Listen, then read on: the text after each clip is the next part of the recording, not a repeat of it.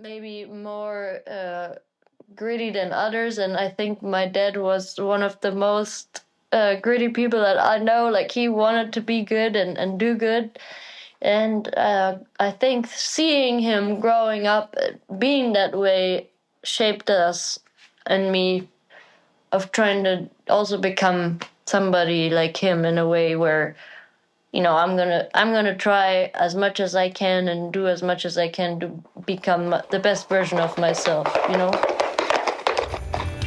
You are listening to the Horse Radio Network, part of the Equine Network family.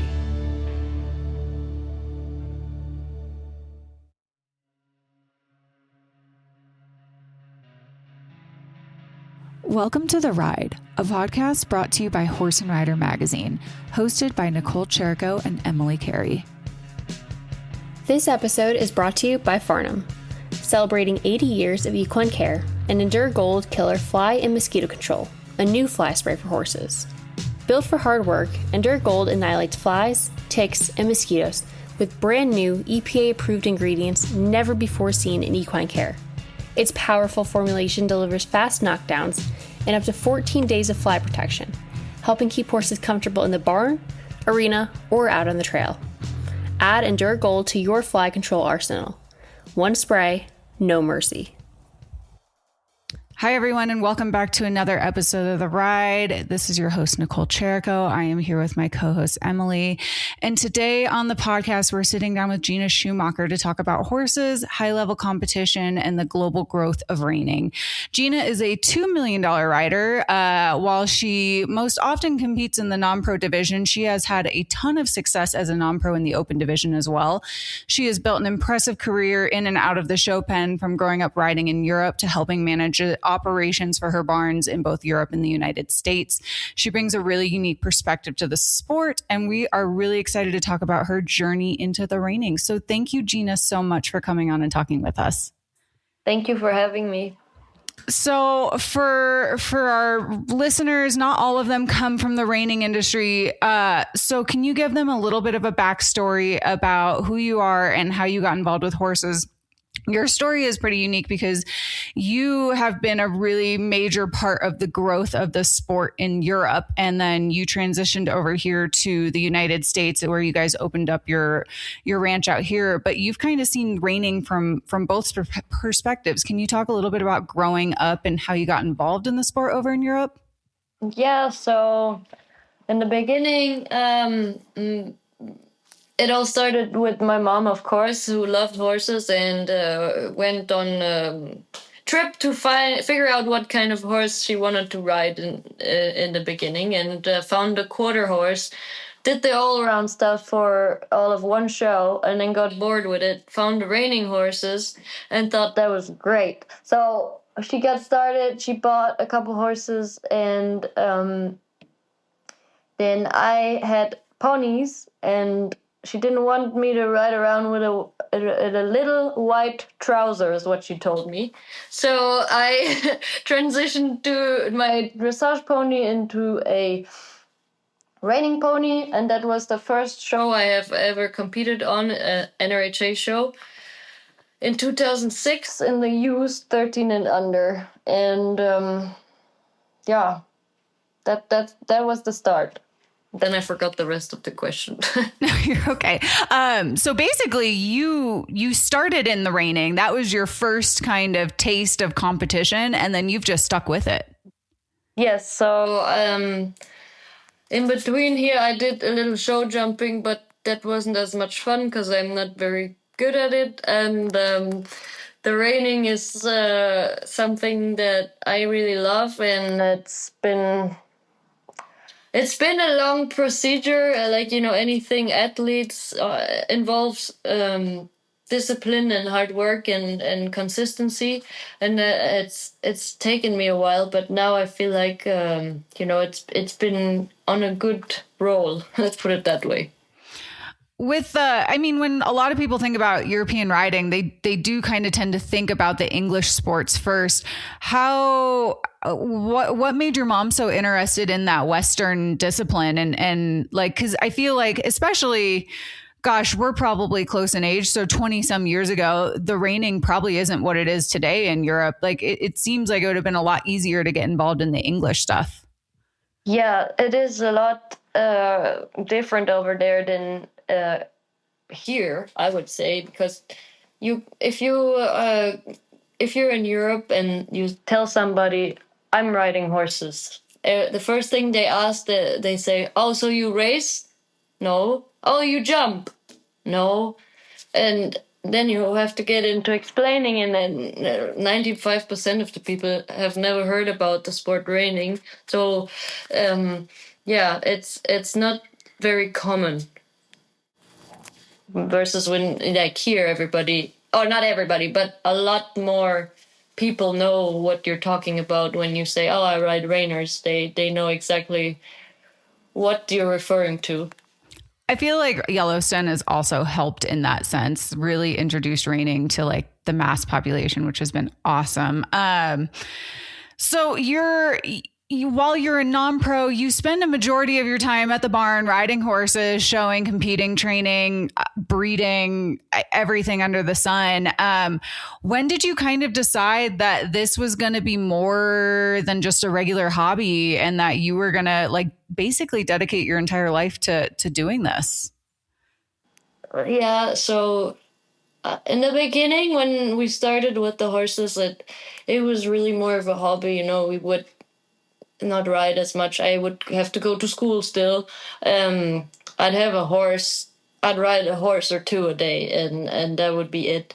We would go also on family vacation, so it would, it was really more of a traditional kind of non-pro. And then it was kind of hard to get out of the place because of my dad's accident, and I really wanted to push myself and to focus on something, where I put all my energy in, and the horses just made me feel so much better. So that was really when I really went deep, I would say, where I put all my attention to it, and I really wanted to become good at it. You touched on it a little earlier about, the differences in the horse world, in Europe versus the United States. We've also been able to see the reining industry evolve over the years. I mean, 20 years in the industry, you've seen it change in both countries. What do you think, comparing Europe and the United States, what do you think each side does really well, over the years? So I think Europe has a really good way of setting up the shows because the stands are always full. They have sold out tickets, and the finals, there's so much, it's so much more fun, I would say, to show at a Italian derby or whatever show we have in Europe, because there's so much people and everybody's cheering, and it's just so, even though it's not as known, it's so much fun because it just has a lot more of a level 4 fraternity open finals feeling. And the States, they do a really good job. They have really good facilities. They have really good organization. They have so many good programs. They know how to make it grow. Like also with the Yellowstone, it helped a lot. And so there's really good sides on both ends, Yeah, and competing, internationally is something that like not many of our listeners can even fathom. Will ever be able to experience. And you've been able to grow up in both of those environments. And how has that shaped you as as a rider, as a horsewoman? It's kind of difficult because even though we're doing the same sport, I always had the feeling that it still was different. A little bit, the style is a little bit different, America versus Europe, in my opinion. And that was something I had to adapt a little bit to when I came over here. But also, again, this has been like 5 years ago, so I don't really know how different it is now, if that makes any sense. Yeah, no, it makes sense. And quite honestly, like I think last year's Run for a Million has proven that the European riders and training programs and, you know, the competitions are just right up there with the United States programs, because, you know, we saw a Frenchman win the main event on American turf, which was pretty impressive. You know, it's really cool to see, but I'm really fascinated about how there's so many people in the stands. Are these people involved in horses, or is this just something like everybody's just excited about watching something new? I have no idea, but it's most of the people I see in the stands, I never have seen them before. So those people come, they buy a ticket, and they sit down and they watch the show. And it's usually at a fairground, but it's not necessarily made for horses. So everything's set up. So they have to put the ground in, they put the fence up, they put the stalls up, and it's at how you say, like, usually they have I don't know the word in English. Oh, they have other events there too. They have maybe a car sale or whatever. So it's it always moves from area to area. We also have it in Augsburg, and it's always full. I don't know. It's crazy to me. That's that was cool. Something I thought it was kind of sad in the States, because I was hoping for the same amount of crowd, you know? Yeah, you definitely, unless it's the level 4 finals, it's or the Run for a Million. Yeah, or the Run for a Million. Yeah, it's a little quieter, but yeah, that's really neat. I didn't know that about the Reinings out there. So okay, for our listeners are probably going to know your last name, Schumacher.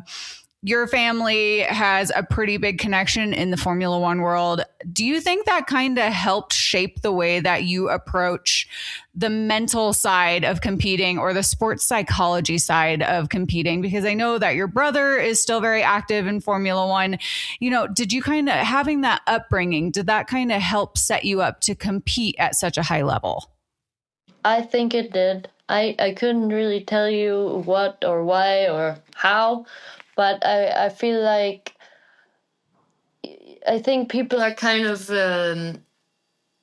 maybe more gritty than others, and I think my dad was one of the most gritty people that I know. Like, he wanted to be good and do good, and I think seeing him growing up being that way shaped us and me of trying to also become somebody like him, in a way where, you know, I'm gonna try as much as I can and do as much as I can to become the best version of myself, you know, and be good at what I'm doing. So I think yes. Absolutely. Was there any kind of approach that you've taken when you're like getting ready to show, that you've any kind of advice that, you know, they've given you over the years, or any kind of way that you kind of approach it, maybe from a different standpoint? I only ask this because we've had like Matt Palmer on the podcast, and, you know, he did baseball. And so like he was talking about how he's approached horses a little differently because of his experience doing a different sport or growing up in a different sport. So I never did another sport to this level, or like with this much enthusiasm.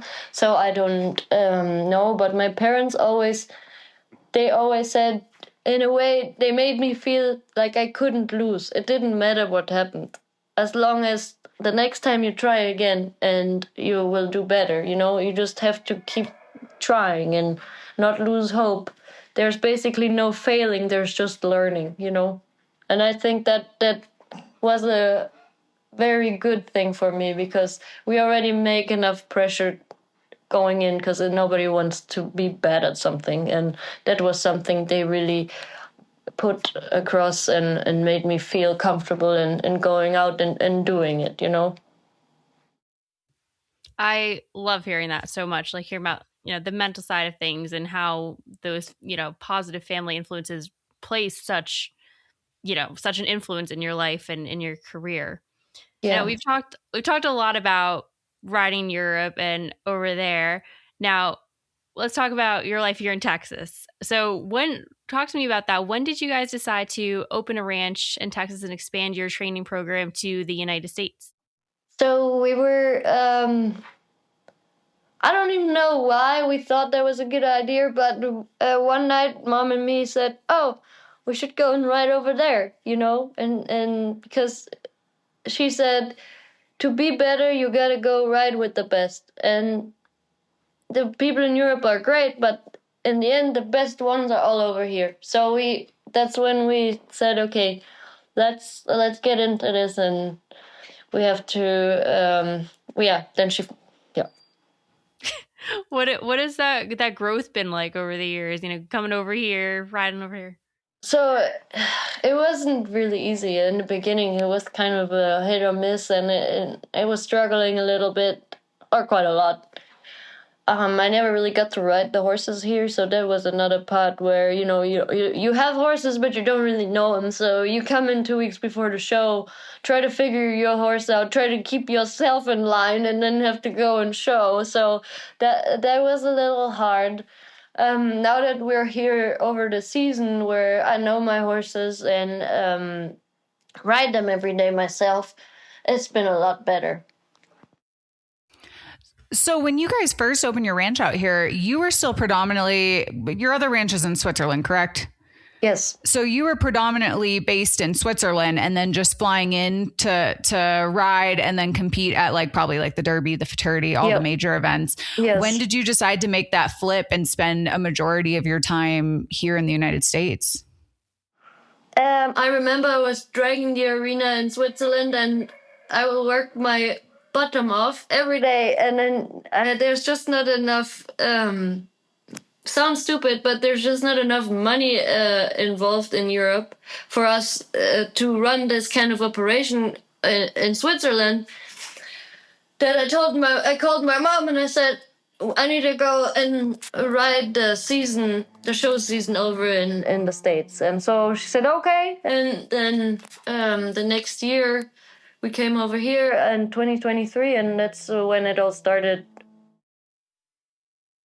Oh, so you made the transition to the United States full-time in 2023? Yeah. Oh, that's actually that was a lot more recent than I was thinking it was. That's really cool. I had to go home before the first Run for a Million qualification because I couldn't stay long enough because I didn't have my visa. Oh, no, that would definitely make it that much more complicated to compete at all of these events. Yes. So that was kind of hard, but it's okay.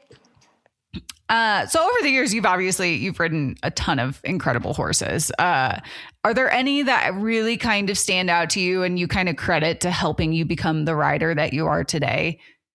Oh yeah, definitely Billy. Billy is gonna step you. We bought him when he was 3, and he's been, I don't even know how to put it in words. He's so special to me. And he's helped, I think he's helped everybody grow. He's helped this whole place grow. He's helped me. He's helped, all of the breeding and everything. So he is probably the most special horse for us. I mean, and he kind of you were already such a well-known non-pro rider, but he kind of helped you elevate into the open division. You won the non-pro, the Run for a Million qualifier, which is an open event. And you're competing against $10 million rider Andrea Frappani. You're riding against your mentor, Dwayne Latham. I mean, you're riding against all of these people who have made this their career as an open rider, and you're coming in as a non-pro and just proving that you're right up there with them. And correct me if I'm wrong, Billy was kind of the horse that helped you step into that arena. Yeah, no, Billy was the one to make me step into that arena because I don't think I would have on any other horse. He gave me so much confidence. What about him makes you feel so confident riding him? Is it just he's so consistent and you know that he's always going to be there? Oh, he's so, he's like a friend, He just comes out and he goofs around, but anytime you need him, he will do it. So I can always count on him. It might not always be perfect, but he cannot do any wrong to me in my point of view, And so we've been touching on, the big events, the Run for a Million, the Derby. competing against Andrea Fapani, and you're a $2 million rider yourself, and you've proven yourself multiple times across all these divisions that you have what it takes to be over here and compete against the best of the best. Can you talk a little bit about, competing at the Run for a Million and winning the qualifiers, all those huge events? What did it take to prepare for those events, knowing that you're going to compete against the best of the open riders? So we don't change anything really. Like, we prepare the horse always the same way, whether we are gonna show it in the non-pro or the open, it doesn't really matter. So there's not really that much to say, I would say. You didn't change your training program. You just focused on the end goal and kept it the same, and which makes sense, right? Because you don't want to go in and show your horse and be completely different than you have been every other time you've competed just because you're showing in a different event. Yes. So when I got to interview you a little bit at the Futurity when you won last year, and this was when your trainer at the time, Dwayne Latimer, had first announced that he was leaving your ranch, and I had spoken to you, and you told me that you were going to kind of step into that role and start training your own horses from like the very beginning to the very first step that they go into the show pen. What has that journey been like so far? Because when I talked to you, this was like very, very fresh, and you were like, I'm going to do it. This is what we're doing. I'm really excited. And so now we're 5 months in? What's it been like? Yeah, it's been good. I got a lot of horses on my list every day. I think I kind of underestimated that part, but it's good, I haven't gotten to riding any 2-year-olds because I'm so full riding my 3-year-olds and show horses. But honestly, I've enjoyed the time with Dwayne, but I really also am enjoying myself here at the moment, and it's so much fun. We go out and, here and there we maybe ride with another person, and just to see what they have to say. Maybe they have a tip or two, so we can apply that and hopefully improve. And at the moment, even though the NRBC was kind of bad luck and it didn't go good, I am having a lot of fun, and I think it will work out. What's been the most rewarding part of like just doing it all yourself? Because that's really, there are some non-pros that do that, but they usually do have help from trainers, or they send their horses out. And like, what's been the most rewarding part of being able to say you've done all of that? For now, I know we're early into the year, but just to see the improvement on the 3-year-old, where I know I was the only one that have ridden this horse, and it's better. This has been the most reward for me. What are some of the things that you've kind of learned along the way, fully stepping into that role that you maybe weren't expecting at first? I don't have Dwayne here anymore to reassure me, just to get my feelings in a row where I'm okay. This is good. Yes, okay, keep going. I didn't have that confirmation of where he says yes, good, and that has been difficult, and I also kind of lost myself there a little bit, but it's good to remember, all the stuff that works, and then you go back to your usual training. No, so I think that, yes, so the most important part for me was the reassurance, and I didn't have that, where Dwayne was there to say, yes, that was good, or do it again, or, give me another tip to try. That was probably the hardest, and absolutely. It's a lot easier to get things done when you have someone there telling you if it looks good, or if you're like getting into a sticky spot or a battle or whatever, and you have someone who has gone through that before telling you, oh, you just need to do this. Like, yeah, it makes it a lot easier. I think it was just such an established relationship in sorts, where we really got along really good. So it's I just need a little time to readjust myself here. Absolutely. Is there any part of this process that you're just like really loving, like starting the colts or riding the 3-year-olds, or is there anything that you're finding out about yourself outside of the show pen that you're just like really excited about? Yeah, like I said earlier with the 3-year-olds and even the show horses, whatever, any horse I ride, just to know that I was able to make this horse even the 2% better today gives me the biggest reward. Like it makes me really happy. Absolutely. And you guys are also expanding. I don't know, was that always the original plan when you guys started your ranch in Switzerland and then you opened your ranch here in Texas? Was it always the goal to have a breeding farm? You guys stand, I think, 3 stallions, right? Too many. But was that always kind of the goal, or did you just like kind of fall into these horses and you were like, these are such great horses? I mean, obviously Billy is one of the stallions that you stand, and he is an incredible horse that should be getting stood and whatnot. But was that always kind of the goal? Well, I don't think so. But honestly, I don't really remember what kind of intentions we started out. I think it all just kind of came along in the process and just kind of unfolded that way. And that's exciting, but it's a lot. Yeah, because I think your mom is a $2 million NRHA owner now. 3. She's 3 now. Okay. Yep. So, I mean, obviously y'all's breeding program has proven to be quite successful in the short amount of time that you have decided to kind of venture into that world. Yeah, it's fun. It's crazy, but it's fun. Are you doing it in both Europe and Switzerland and here? Are you doing breeding? So we don't really have the facility in Switzerland, and it's very complicated with the border and all the stuff just to get semen in. It was just too much work. So we had a little bit of babies here and there, but really most of it came from US. Yeah. And last year at the futurity, you won the non-pro futurity on a homebred horse. What was that journey like?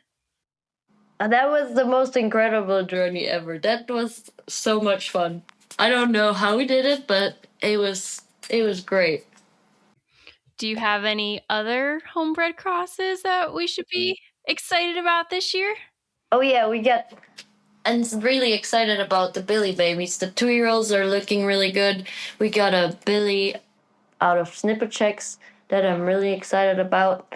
And yeah, I mean, then we got some cool colors. We got black, we got a roan, that is something very exciting to me as the color. I know that a good horse doesn't have a color, but that is something that I'm excited about.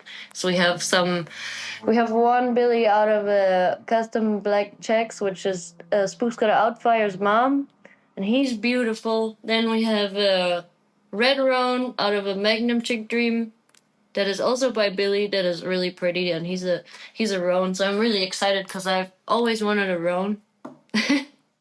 Yes, color doesn't matter on a really good horse, but it's always really fun when you get a cool horse that has a really pretty color. Yes, my mom and me, we love the color part. Well, it's been so lovely talking with you. I love learning about your journey, and it's quite evident that you are like a true horse girl that just absolutely loves these animals and the sport and doing what you can to improve yourself as a rider and a person.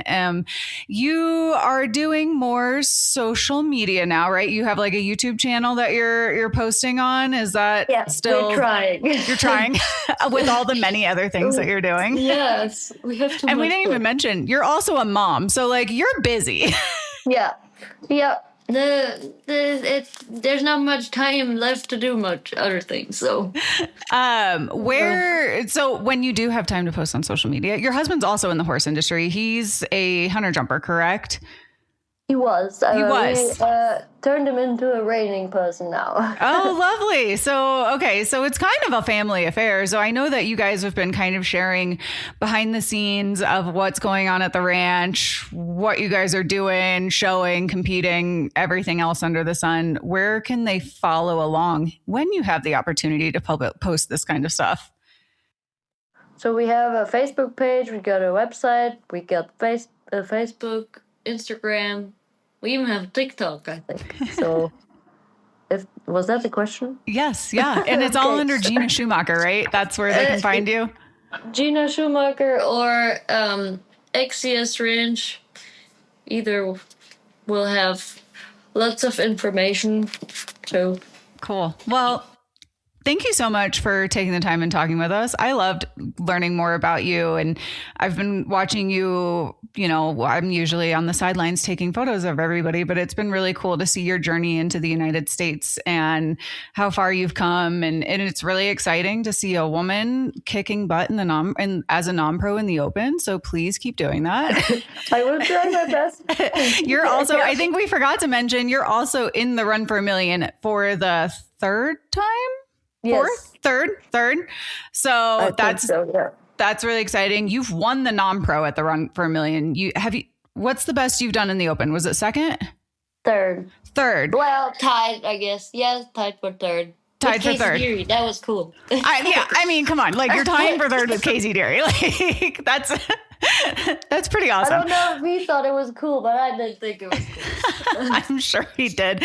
What's the game plan getting ready for the Run for a Million? Are you planning on showing Billy again? Is that kind of what you're hoping to do? You don't know yet? Billy, Yeah. I only really have Billy, and he deserves it. He can go there and hopefully shine one more time, and then he can enjoy his retirement. That was the plan. I love that. Well, we're going to be looking forward to watching you there. Good luck with the rest of the show season as you kind of continue your journey as non-pro, but training your own horses and kind of doing it yourself. That's really exciting. But yeah, we appreciate you coming on the podcast. Thank you for having me. This episode of The Ride is brought to you by Farnham and Endure Gold Killer Fly Mosquito Control, a new fly spray for horses. Thank you guys for tuning into the Ride podcast. We hope you enjoyed this episode, and please be sure to subscribe wherever you listen to podcasts. Follow Horse and Rider Magazine on social media and find us at horseandrider.com to see all the cool things that we're up to. And if you have any comments or questions, please be sure to hit us up at horseandrider@equinenetwork.com. We want to hear from you guys. And if you like what you're listening to, please be sure to leave us a review on iTunes.